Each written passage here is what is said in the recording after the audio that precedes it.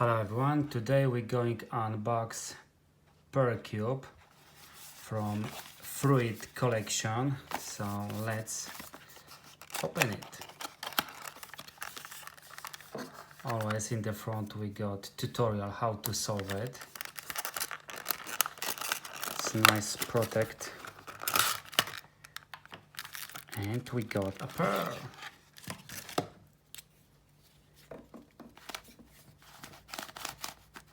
It's working smoothly, so of course I'm going to make some pattern, and let's see.